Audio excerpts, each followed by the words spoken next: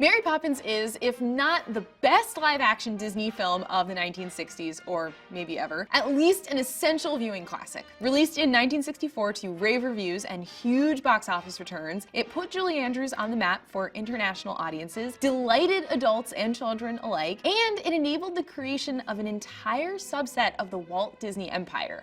The Imagineers, the people responsible for the development of theme parks and attractions, and also my personal job goals. I want to be an Imagineer so badly. So here it is, a look at all of the amazing things you may or may not need to know about Mary Poppins.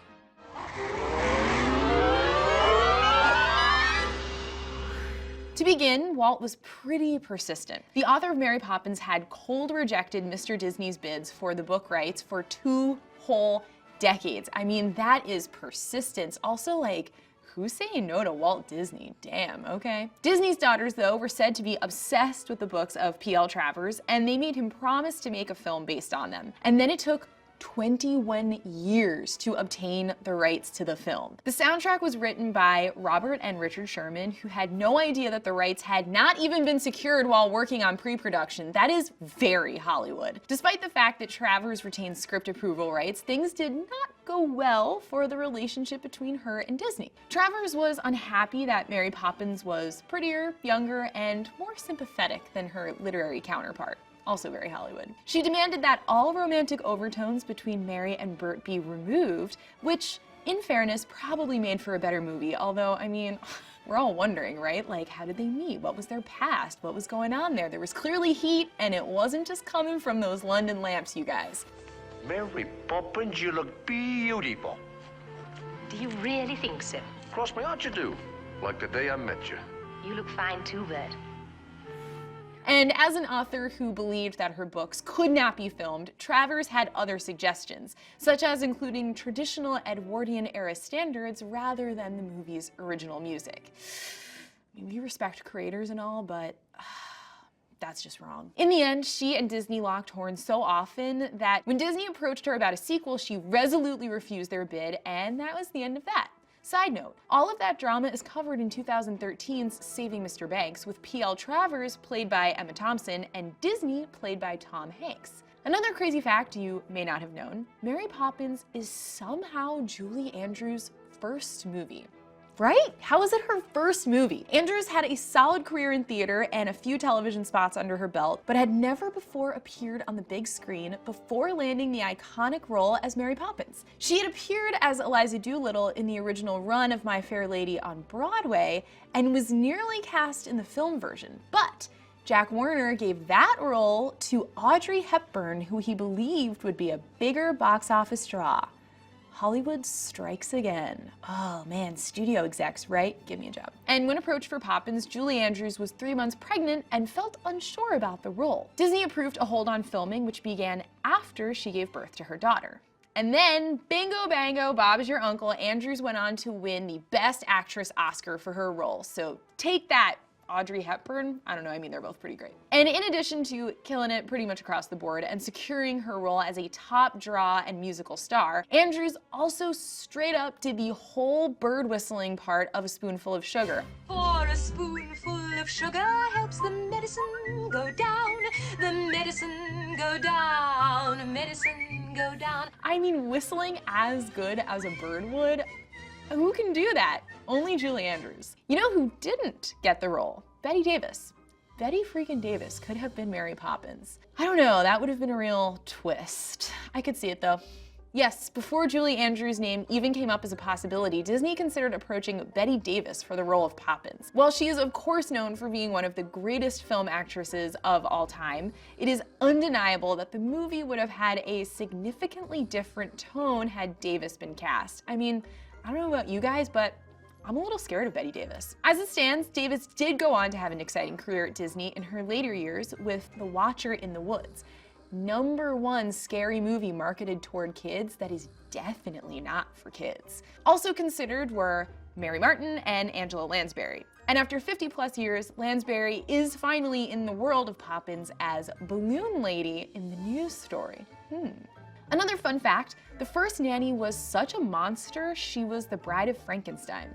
for real. Although in the original script she had her own musical number and perhaps a bigger role in the film, the children's first nanny, Katie Nana, is played by none other than the Bride of Frankenstein herself, Elsa Lancaster. The appearance may have been brief, but her line, "I wouldn't stay in this house another minute, not if you heaped me with all the jewels in Christendom." No, Katie Nana, don't go. Said my say, and that's all I'll say. I've done with this house forever. remains iconic. I mean, just walking out the door and saying, "I'm done with this house forever," how dramatic. Oh, so good. The original movie was shot in London, right? Well, no. It was filmed in sunny Burbank, California on the Disney studio lot and not on location. While some things are real, like the trees lining Cherry Tree Lane, much of the sets are not. For instance, the blossoms on the real trees lining the aforementioned Cherry Tree Lane were actually made out of paper. The trees were real, the blossoms were not. In terms of box office profit, Mary Poppins was really good news for Disney and the company. And it remained one of the company's highest grossing films for the next 20 years. So I guess that 21 that he put into getting the script literally paid off. Believe it or not, there were many years after Disney first made headlines with Snow White where the company desperately struggled. Yeah, right after they made Bambi, people panned it, and the box office failure very nearly bankrupted the company. I mean, just goes to show you, don't kill deer, I guess. Disney struggled to pay his staff. In fact, most of the startup money for Disney was provided by the family of his wife, Lillian, a well which was rapidly running dry by the time of Mary Poppins. I mean, can you imagine having to go to your father-in-law and being like, okay, I just need like another 100 grand. I have this movie about a nanny and she flies. It's like, ooh, okay, here you go. Anyway, with the enormous financial returns of Mary Poppins, Disney purchased the land in Florida that would eventually become Disney World and launch less than a decade later. After Mary Poppins' release, it was impossible to ever consider Disney Studios a one-hit wonder ever again. Critically acclaimed on its release, it remains one of the few movies to hold 100% rating on Rotten Tomatoes. Close your mouth, please, Michael. We are not a codfish. Walt Disney passed away roughly 2 years after its release, and Mary Poppins was the only Disney film to win Best Picture in his lifetime. In fact, it practically swept the Oscars, taking home 5 of the 13 awards for which it was nominated. It's no Game of Thrones, but it's pretty good. Oh, but what about that lawsuit? Disney was sued over the Sherman Brothers song supercalifragilisticexpialidocious, which is a word they believed they had created at summer camp as children, but others argue may have been subconsciously based on the pre-existing song supercalifragilisticexpialidocious by songwriters Gloria Parker and Barney Young, two crazy people who released it in 1949. Supercalifragilisticexpialidocious. Supercalifragilisticexpialidocious. I mean, they do sound a lot alike. Disney won the suit because the company's lawyers were able to prove that there had been pre-existing variables of the word predating 1949.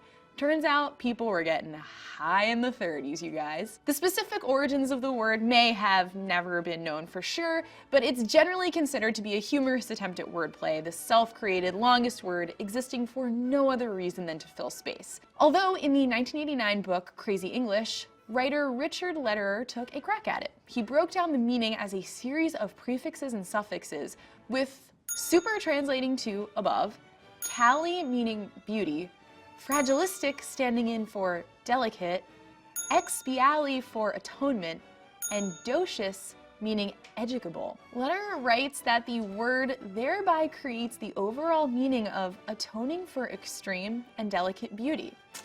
Sounds about as plausible as anything else, so I don't know, we'll take it. Atoning for extreme and delicate beauty. Story of my life. So you're probably wondering, did Travers ever make peace with the film and its success, despite her reservations about the adaptation? Sorta, kind of. Well, she made something. She remained emphatic for her disdain toward Disney, her treatment by the studio, and the finished version of the film for the rest of her life. Later, when approached for a stage adaptation of Mary Poppins, she insisted that only British cast and crew be used, and that no one that had been involved with the film could work on it. Travers was seemingly the only critic of the film, but wow, she really meant it. We can all still love it though, right? All told, it remains a solid classic so popular that Disney got Rob Marshall to make a sequel starring Emily Blunt and Lin-Manuel Miranda. So go, enjoy yourselves. Word is the sequel is Practically perfect in every way. step in time, go fly a kite and see it. Go, let's go.